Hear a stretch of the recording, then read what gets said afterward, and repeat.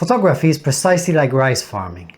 Both include back-breaking labor, both ruin your posture, and both produce something essential that people mindlessly consume while binging the latest season of Stranger Things. But here's what most people don't understand about either. Everyone gets lucky once in a while. Everyone has that one shot they absolutely worship. Just like this single stalk of rice. Beautiful, isn't it? Golden, perfect. One could say, Instagram ready. But here's the thing about single grains of rice. You can't actually feed anyone with just one. No matter how perfect it is, no matter how much you love it, one grain does not make a meal. A single shot will not nourish a creative soul. Now we're talking. A bundle, a series, a project with intention and consistency. You see, when you harvest rice properly, you don't pick individual grains or stalks. You harvest bundles, bundle after bundle after bundle.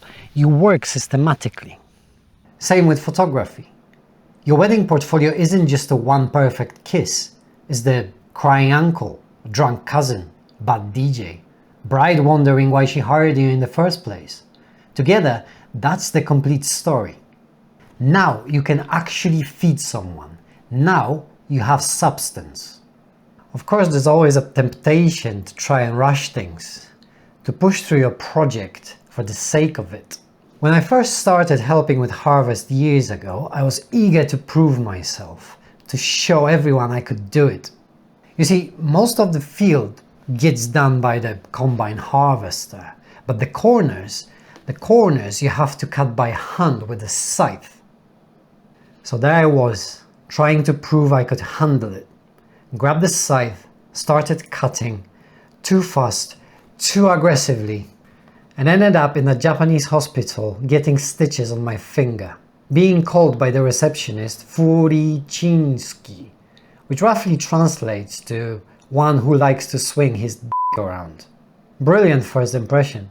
Nothing says competent farmer like bleeding all over a rice field and being announced to the room full of pensioners as someone who likes going commando. The point is, trying to rush through your creative development just to reach the next level, you'll end up hurt, embarrassed, and having to explain to strangers why there's blood on your work. Take your time, master the basics, learn your tools properly before you start swinging them around. For the sake of it. For the sake of it. I'll get my coat.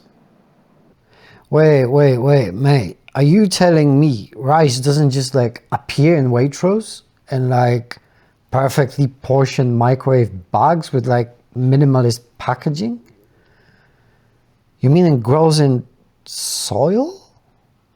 Doesn't that make it soiled?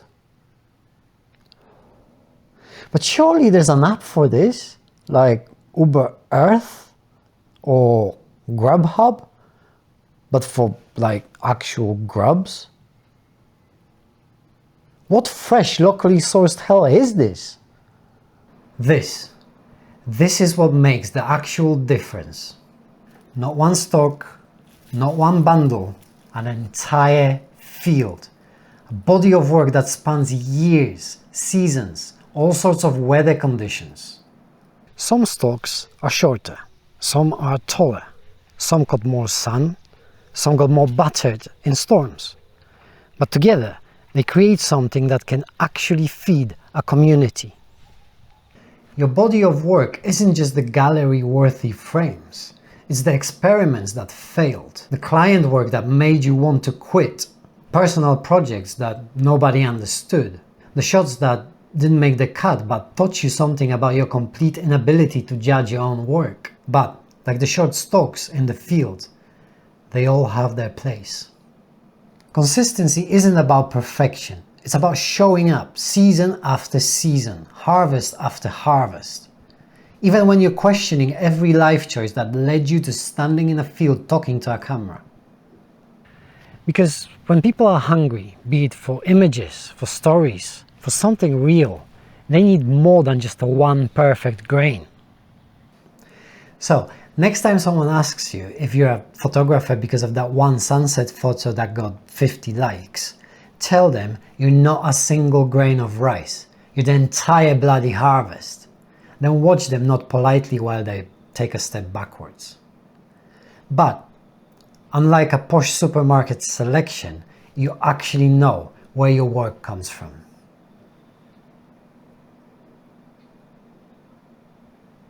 Cheers.